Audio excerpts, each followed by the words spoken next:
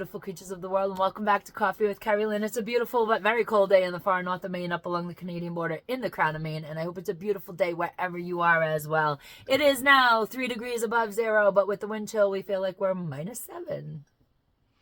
Welcome, winter has arrived. We live where the cold hurts our face. Yes, we do. We met some people this summer that moved into the area, and we were telling them to make sure that they get everything that they need for the winter. Make sure you fill your oil tank. Make sure that you got enough wood if you're using a wood stove. And then they laughed at us because the winter was warm. What are you talking about? They're from away. They moved up here to get away from the city, but they live where there was warmer temperatures. This morning I get a phone call. The pipes froze and the house is cold. Something's wrong.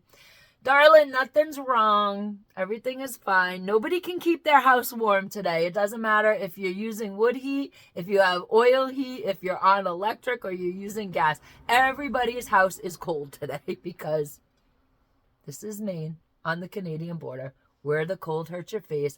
This is seasonable weather. Unfortunately, the seasonable weather got us without acclimating us to the seasonable weather. Usually what happens is in November, the temperatures take a dive progressively. It's a steady, progressive downhill dive that the temperatures take, and they acclimate you to the impending winter to come.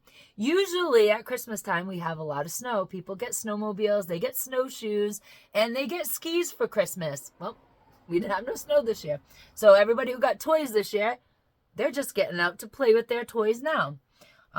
With the cold, with the snow comes the cold, and it gets progressively colder until we hit school vacation week in February. That week you get -30, -40, -50. Last year, -63 degrees for 4.5 days. Then it starts warming up. Well, our new friends, they thought we were off our rocker. And today, they're getting a taste of the Maine winter. We were 40 degrees last week, so even the locals are having a hard time adjusting. So if you are new to the county, rest assured, even the locals are having a hard time with this kind of weather because it was just so sudden, just like that. In a snap, we are cold. Last night, we got the warnings in on the phone, the weather alert saying that we were going to get down to anywhere between -20 and -25 degree wind chills. We battened down the hatches in the barn and made sure everybody was nice and cozy. I've been out there several times today in the brutal wind. Sun is beautiful. Wind is not. I've just been chipping ice off the water trays, making sure everybody's nice and cozy out there and happy and frolicking in the barn. I ended up leaving the wood cook stove running last night for quite a few hours longer than usual. Usually I turn around about 1 o'clock in the afternoon, and then I shut her off right after dinner. Well, last night I was still putting wood in her at 9 o'clock at night because we knew it was going to get there. You could just feel when the sun went in and the temperature started dropping, you could feel the cold radiate through the double paned windows that we have. If you are new to the county, Here's a hot tip for you. Go to the Walmarts. I know it's Walmart. Everybody hates Walmart, but just go to Walmart. Get yourself the thermal lined blackout curtains because you're going to need them up here for the rest of the winter. What the thermal lined blackout curtains are going to do for you is it's going to keep the cold on the outside where your glass is. It's going to stay cold, and that's going to be a barrier to keep the cold out, and it's going to keep your heat in on the other side of the curtain so that the house will stay toasty warm and the cold will stay where it belongs, outside. A lot of people don't have good windows up here either, so you might want to look into getting them replaced if you just bought a house that don't have such great windows up here in the county. We have Big Bertha. She runs 24 hours a day, 7 days a week. Best purchase I ever bought. Absolutely. I bought her 10 years ago.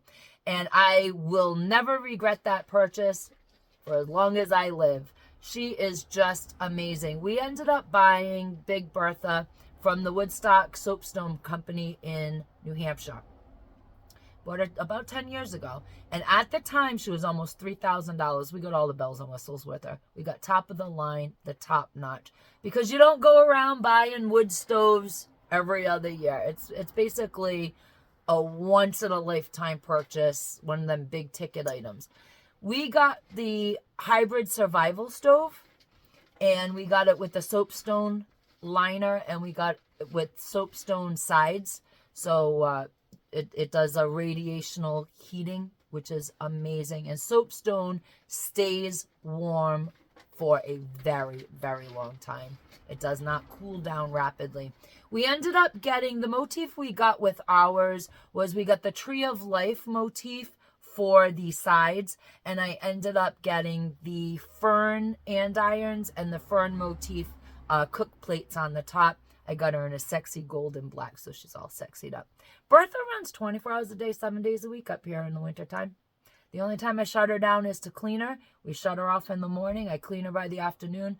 I have my beautiful agate wood cook stove going during the shutdown period, and she runs. We turn her on end of September, beginning of October, and we do not shut her down till almost April. So that's what it's like up here. Some days we burn more wood than others, but she's always going, and she keeps us nice and toasty warm. But even she was struggling last night. I put an extra duvet on the bed, and all the cats came in the bed last night. So we had the people, the dogs. The dogs are always in the bed. Another tip for you, another hot tip. If you're living in Aroostook County and it's your first winter here, get a cat or a dog. They're like little mini heaters. And then it gets too hot in the bed around 3 o'clock in the morning, so you throw all the covers off, and the animals are not happy about that. But you throw all the covers off and you stay nice and toasty warm throughout the night. Anyways, it's Friday, ladies and gentlemen, beautiful creatures of the world. Friday, it's time to relax. It's time to stop thinking about the things going on in the world.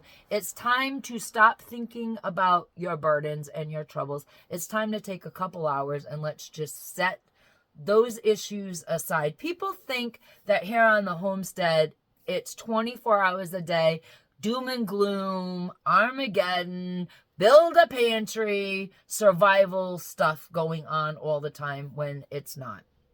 We have a life besides letting you know you should build a pantry and how to survive circumstances in the world. We do have a lot of fun here on the homestead. We live by the motto of do your preps, get your chores done, and then just have a lot of fun. We actually live a very normal life. We have a lot of normal discussions around here. We have a lot of funny discussions around here. It's not always as serious as it comes across on the videos. The videos are just an aspect of trying to help people get through these difficult times. But we're actually pretty funny here on the homestead. And we have a lot of out-of-the-box thinking here on the homestead. I am what some people would consider a conspiracy theorist. I'm one of them nutty conspiracy theorists. People, I love a good conspiracy. I love a good mystery. I love a good thriller. I like the mysteries of history, like where did the city of Atlantis go? I like delving into the Mayan culture and what they were all about. And hey, when it was 2012 with that Mayan calendar, we were all doing crazy kinds of discussions, and it's fun. It's absolutely fun. I got really turned on to the conspiracy theory avenue about 30 years ago. There was a certain guy whose name I can't mention on any of the platforms, but you'll know him. He's the guy that let us know that they turned the frogs gay. That guy, you got it. He hooked me. He hooked me 30 years ago. And then when things started kind of happening, like he was saying, it was incredible. It was absolutely incredible. And I was really sucked into the conspiracy threads. It was just, I just find them so fascinating. And what I find most fascinating about conspiracy theories is what other people think. I like to hear the theory, but I like to hear what other people think about the theory. I love freaking people out at parties. I have a friend, and they invite us to all their little functions that they have their normal friends at. The normie people. And I either go to the party and I either come out with survival stuff, just depends on the room, Or I could come out with the conspiracy theory stuff, which a lot of it's now conspiracy fact. And I just like to see people's reaction. I am a steer the part kind of gal. I really am. So today, let's let our hair down. Let's think out of the box. Let's open our minds up to some wild and wacky, imaginative things. Let's talk about the aliens at the Miami Mall. Ladies and gentlemen, beautiful creatures of the world, what do you think happened at the Miami Mall? Do you think there were aliens stopped at the mall from a galaxy far, far away to get themselves a person some high heels? Do you think it was a portal opened by some children and a demon stepped out of the portal, an interdimensional demon? Or do you think it was something more serious, more reality-based that caused the stir at the Miami Mall? Let me know in the comments. What do you think? I've been chewing on this since it happened. I'd love for it to be aliens because I think it would just kind of be an exciting, cool, fascinating thing. I am not one of these people who is so full of themselves and so ignorant to think that we are the only life in the solar system. I really hope there is life out there, other life similar to us. I think that would be really, really wild and cool. Maybe they're more advanced than us. Maybe they're not. Maybe they're more intelligent than us. Many things could be more intelligent than the human species. Just look around at what they're pulling and what's going on. Maybe they're not. Do I think it was aliens? I don't know. It's just an entertaining kind of cool thought that it could be. You know, the footage I saw that was taken up, the best footage that I saw, the most clear footage, there was an extra tall thing, human-shaped thing, walking on the sidewalk at the mall. And that video was taken from a high-rise. Now, factor in the fact that I'm not sure what floor it was taken from, but it was really up there in the high rise. And your video will naturally be distorted by the camera angles. Do I think it was a portal opened up by some children? That's all been all over the TikTok. And it's been all over the YouTube threads. And it's been all over the Reddits that people witnessed a small group of teens. They had a box, the box started glowing, and a thing stepped out from the box. And is that an interdimensional demon that stepped out of the box? They opened a portal. I don't know. Kind of a cool theory. People swear up and down. They saw the bright light. They saw the thing. It was 9 feet tall. I don't know. Maybe the people that saw the thing step out of the box that was 9 feet tall, the demon from a different dimension, maybe they were, smoking a little something. They were toking on something at that mall. Maybe they were tripping. I don't know.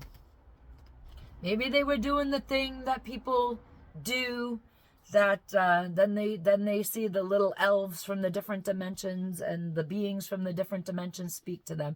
Maybe that's what those witnesses saw.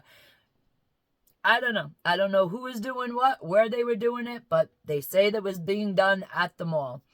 Or do you think it was something a little more serious? I mean, it had to be something more serious than 4 kids with sticks and fireworks to have the entire police force come out to the mall the way that they did.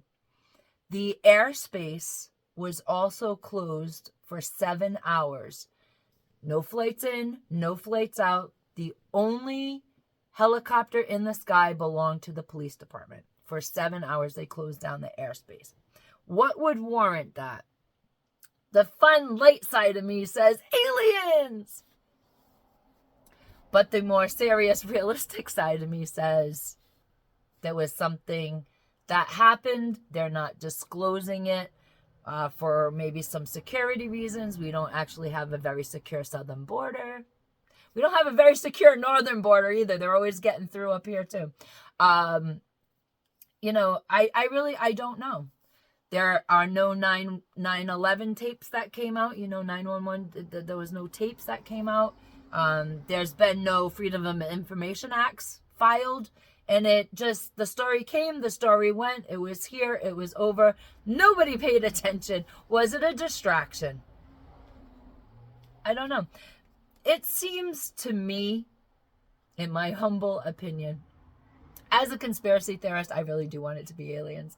But as a rational, reasonable human being, I think it was a threat, a distraction from something else that was going on that nobody wanted broadcast all over the world. And that is my opinion of the situation. What's your opinion? What's your theory? Let's hear it. Drop it in the comments below. What do you think it was? Was it aliens? Was it demons from another dimension? Or was it something a little more serious, a little more to do with our national security? Nobody's going to make fun of you here. We are all family. If you drop your comment with your theory, let me know what you're thinking about. If you have any ideas for Freaky Friday discussions, let me know. Drop it in the comments. And if anybody sasses you in the comment section, I promise you I will delete and ban the sassy people, because we all need to have fun. We all need to be a little more lighthearted, and your opinion is your opinion. We're old school opinion here. Your opinion is neither right nor is it wrong on this channel. It's just your opinion, how you feel and what you think about things. And what you think about is very important to us here on Coffee with Kerri-Lynn. So ladies and gentlemen, beautiful creatures of the world, carpe diem, because no one promised you a tomorrow.